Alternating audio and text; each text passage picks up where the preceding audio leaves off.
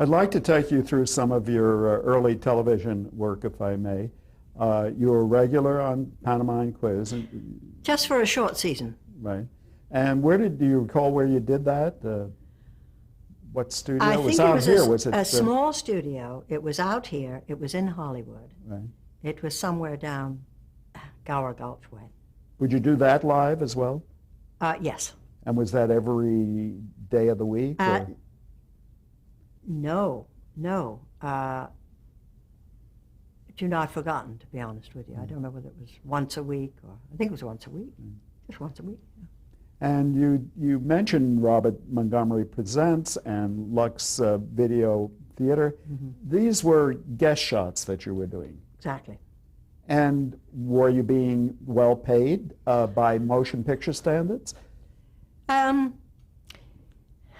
Yes, you were. You were paid $750 maybe, or $1,000, and they paid your fare to go back.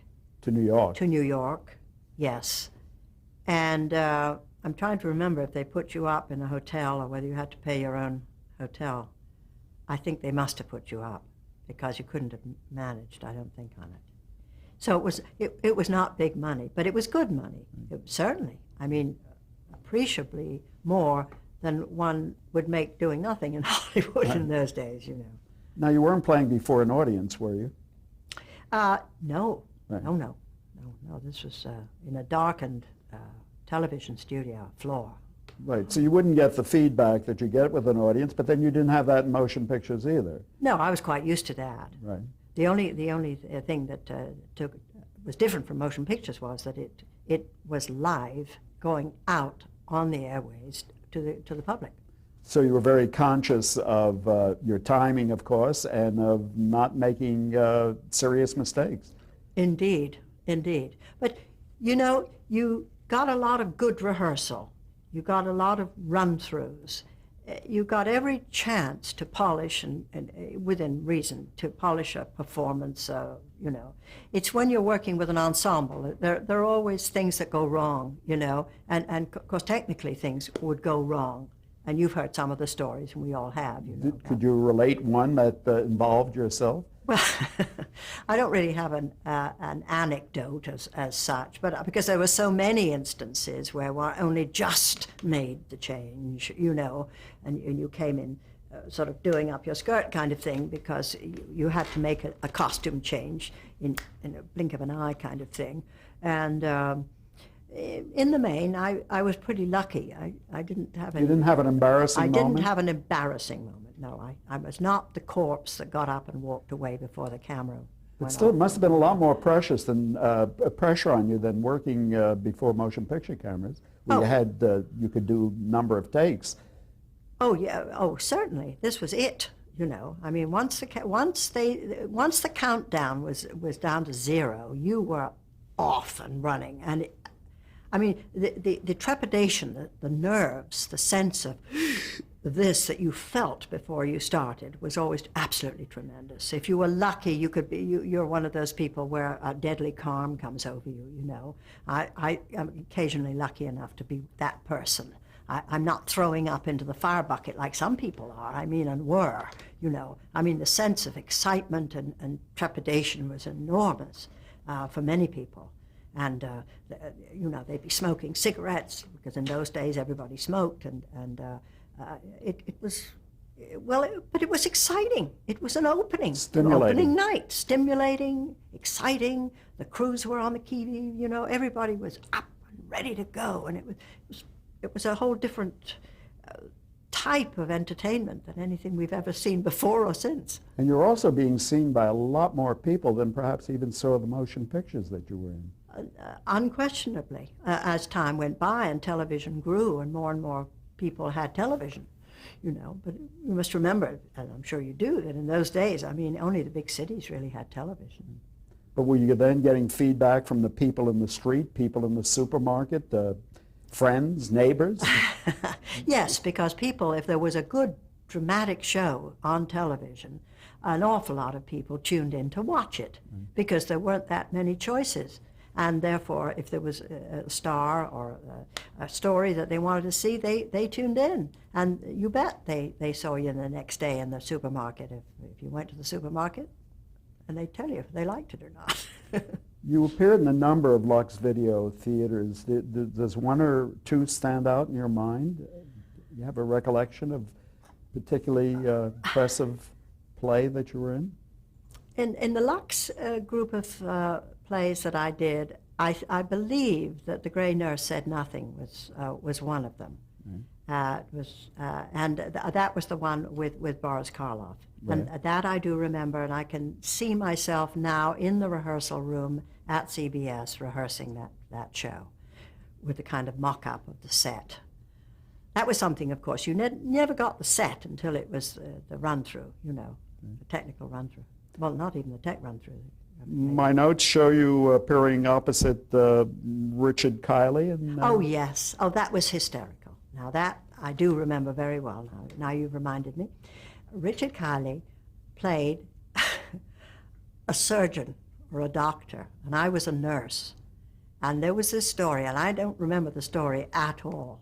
Operation Weekend, it was called. That's what it was called? Yes. Well, now that'll give you that'll give you a clue.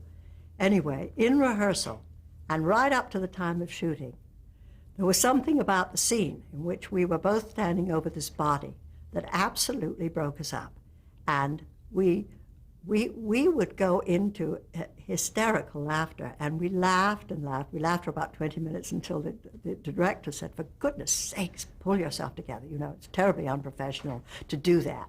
But I can't tell you why, but Kylie and I lost it. As they say in England, we corpsed. And I think we were looking at a corpse, actually, and that was part of the problem. And the dialogue and the fact that this corpse was lying there just absolutely finished us. So I do remember that, but we did not laugh when it came time to do the actual show. You were professional. Yeah, we were very professional. You appeared on an anthology series called Ford Television Theater. Do you recall that at all? The anthology series. Now, what of dramatic anthology? Dramatic anthologies of Ford. Now, I don't remember which. Did you appear in a drama with Howard Duff? Do you recall that? Yes, I did indeed. I do recall that. Yes. Ted Post was Ted Post was the director. Yes, and that was exciting to play with Howard because he was kind of a newcomer and very much the macho man in those days. Was he married to Ida Lupino at that point? Yes, he was. Mm-hmm. And you were in the Schlitz Playhouse of Stars. Do you recall working that Don't series? Remember. No. Any drama that, again, sticks out in your mind as being a special occasion for you? Or? Any drama in television? Yes, I think those the one 50s. Well, for live, we're talking about live television here. I would say one of the most exciting things I did, the most dramatic things I did, was Cakes and Ale with Robert Montgomery. Right. I always felt going to New York was always more challenging and more, I don't know, it seemed to me that there's, maybe I'm wrong, but it felt as if the standards were higher in New York. Right. It was always more of a Because of the challenge. Broadway influence, perhaps? Yeah, I'm sure that's a reason. You were always playing with very good actors from Broadway. Generally. Somewhere along 1954, you were guest starred on the George Gobel show. How did that come about? Yeah. You tell me. I don't know. In those days, let me see, that was in 54. I'm trying to think what I might have done that might have given them the idea that I could do a skit with George Gobel. Because this was comedy, we should This was explain. comedy, yes. George Gobel was a funny man and a sweetheart of a guy and fun. He did have a work problem, with. though, didn't he? I never He did. had a drinking problem. I was not aware that he had a drinking problem at that time. It was not evident, although I know a lot of jokes later. You played his wife, did you? I think I did. So you were Alice, his famous wife? Oh, no, I don't. No? I guess that came afterwards. Yes. He'd always talk about his wife, Alice. Well, maybe I was Alice. I don't remember the skit, you see. But you were not necessarily experienced in doing comedy. Well, wait a minute. Have you got your show of shows in there? Because I did that, you No, know. I don't with have a Mel show of Brooks and Sid Caesar and Imogen Coca. And so I did a lot of comedy, actually. You haven't got that in there. Well, I did. So I think that, You played in some of those skits? yeah, absolutely. Yeah. Don't ask me. Max hold of- Liebman invited ask- you to do Yeah, that? absolutely. And I went to New York and rehearsed and was in several skits with them. What was that experience like? That was heady stuff, you know. I mean, that was a real, that was a real about face for me to do that. Although, again, it appealed to my sense of the ridiculous, and I loved their humor, and they were so funny, and to be part of that crowd was incredible. You know, Howie Morris, Mel Brooks, Carl Reiner, they were all there. They were all the writers, you know. And I always remember the rehearsals and them sitting there with their sneakers and their cigarettes and their cigars and jokes, and Sid, Imogen, and all of them. They just incredible people to be around. They were all so talented, but they were so funny and such fools. And Were they doing a lot of played cut-ups constantly. off camera? Oh, always fooling around. And don't know whether you attended that evening. Did you attend the evening of Sid Caesar No, I and didn't. and the writers? Oh, it's incredible. I went to see that because it was so funny at the Academy. Yeah. I guess I saw a tape of it. Oh, we saw a tape of it on television. Was your British accent an asset, do you think? I think it was How because come? I didn't have a British. I had a slight British accent, but I mean I could lose it at the drop of a hat. Oh, you certainly had it in Gaslight, didn't you? Oh, sure, but that just came with the Territory. territory. But I had to lose it very fast because you have to realize I went immediately into the Harvey Girls, and I suddenly was a Western dance hall queen, so I couldn't have a British accent. So I lost it fast. And that was one of the reasons, I think, I was very fortunate that I was able to lose it, because it enabled me to play an incredible mass of parts, which I couldn't have done had I been sealed into the British mode, you know. Somewhere along this time in your personal life, you both became an American citizen, I think. And you also had a 1951 and child. 52. 52? Mm-hmm. Peter in And 52, and I was in 51. you felt a strong allegiance to this country? Or? Very much so. Very much so, yeah. Oh, yeah. This is where our future lay. This is where we wanted to bring our kids up. This is where our family would be established. And thank goodness we did.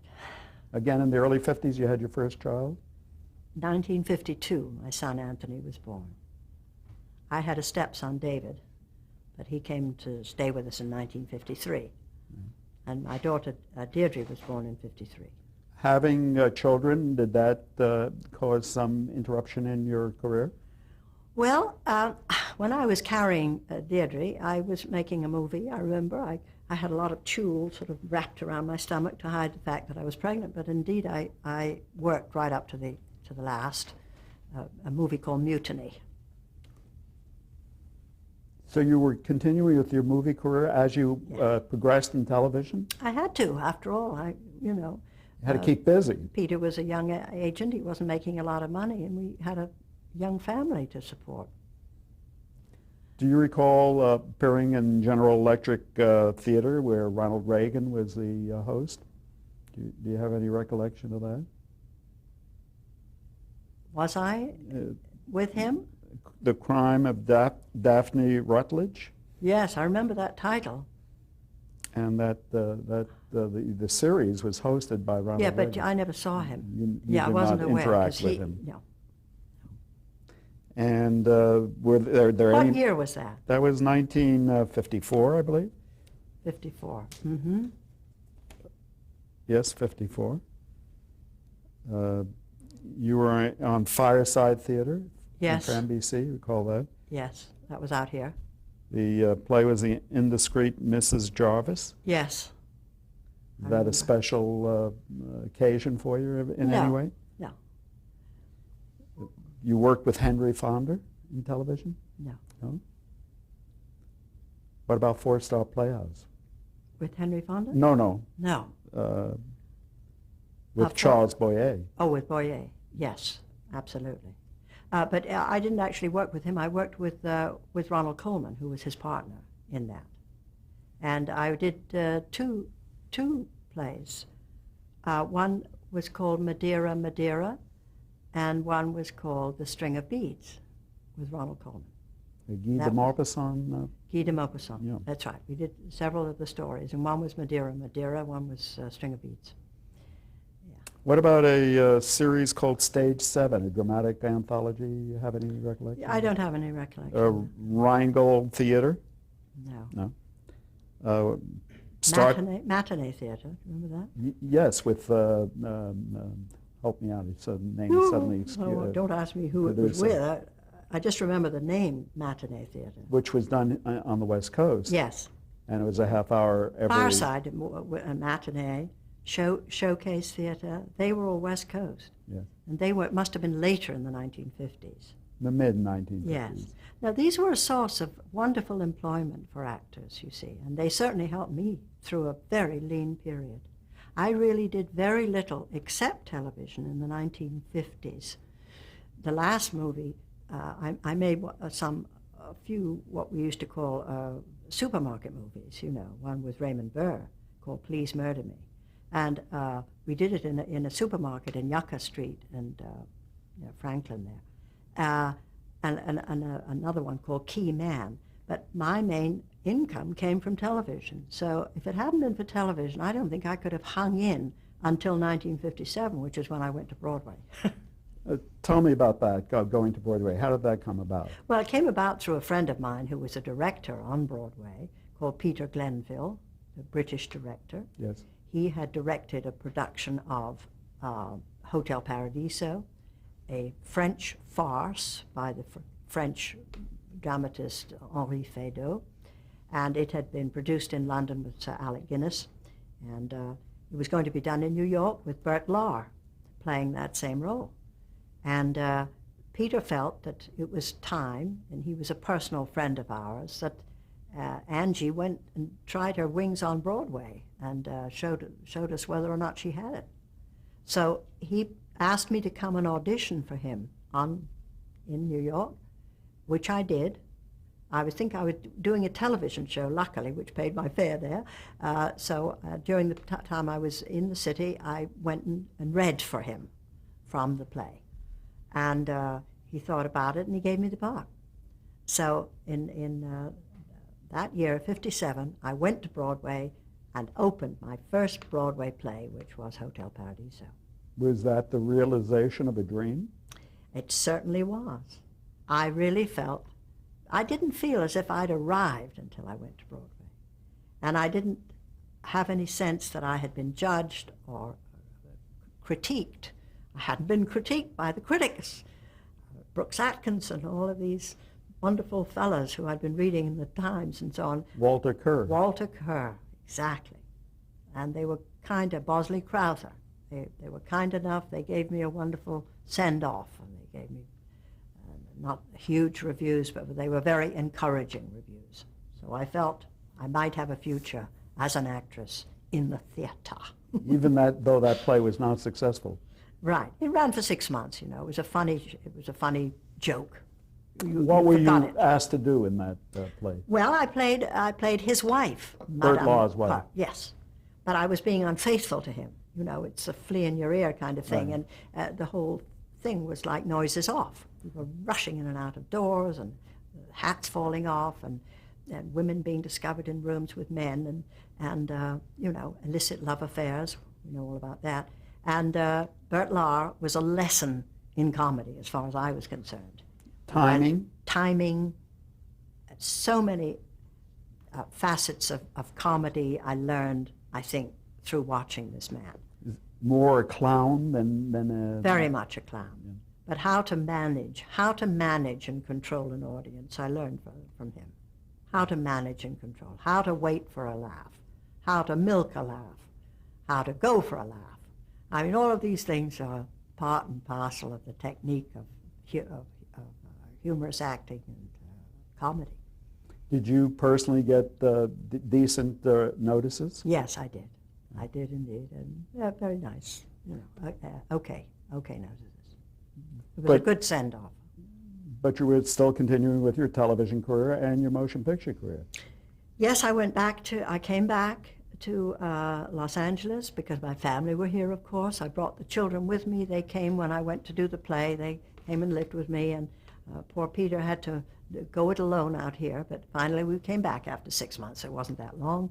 And I don't think I made a movie between 57 and 1960 when I went back to New You York. did The Long the next Hot time. Summer with Paul Newman. Well, there you go. You see, I did do. You recall that? Yes. I did do The Long Hot Summer And with Orson Welles.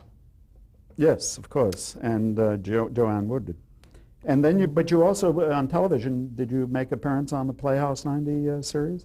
I can't remember if I did. I don't remember that year. It says here that you were in Verdict of 3 on Playhouse 90 with Martin Manulis as the producer and John Houseman, Herb Brodkin. There you go. Yeah. The best, all of them. You next came back to Broadway when? It took Came you a back to while Broadway to in get back. 1960. Came back in A Taste of Honey with Joan Plowright. And that had come out of Great Britain? That had come from Great Britain. It was written by Sheila Delaney, very young dramatist, and it had been done in England, and I played it with Joan, and we were directed by Tony Richardson, the English director, Who was married to Vanessa Redgrave? who was married to Vanessa Redgrave and is Natasha's father. Natasha. And did they not make a motion picture of this as well? Yes, they did. But you were not asked to be in the motion picture? I was asked to be in it, and I decided against it. You were a play I remember very vividly seeing, William Inge played Doc at the Top of the Stairs. That was a motion picture that you appeared in? Yes, Is that a memorable occasion for you? very much so. Why yes. so? Because it was a play, it was a motion picture that was adapted from a play, and I played a character which never appeared in the play, Mavis Pruitt, and it was, she was sort of stuck in there, whereas her love affair with the Robert Preston character was intimated and talked about in the play.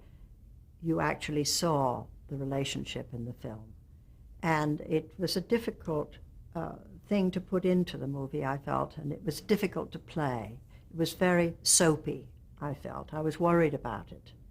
But thanks to Del Mann, Who was the director? who was the director, Delbert Mann and Michael Garrison, the producer, we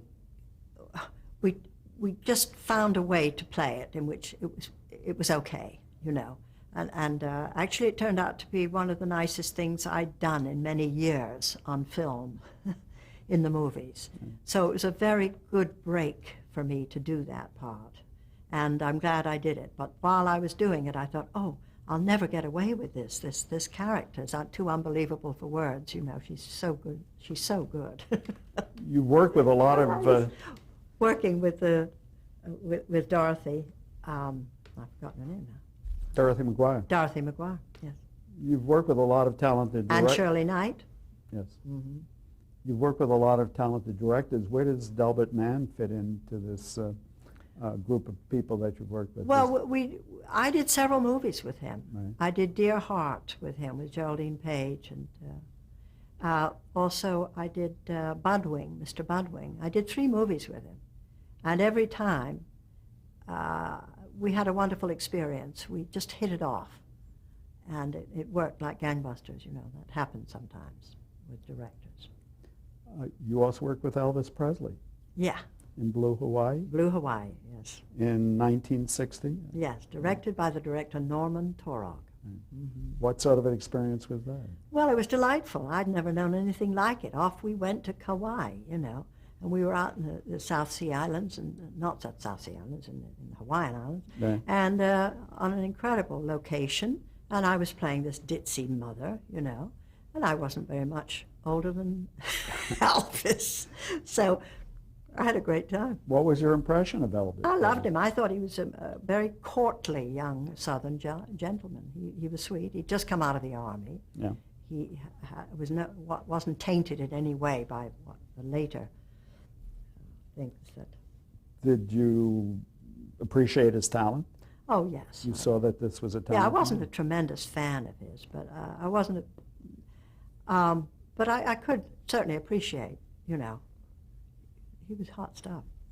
In 1962, you were in a fine motion picture called All Fall Down, and that was directed by John Frankenheimer. Right, and produced by John Houseman. Okay. Yeah. And introduced a young actress named Eva Marie Saint. Yes, yes. A lovely actress, darling. Did your experience with Frankenheimer at that time lead you to The Manchurian Candidate? It did, eventually, and it was Well, interesting. very close to that time. Yes.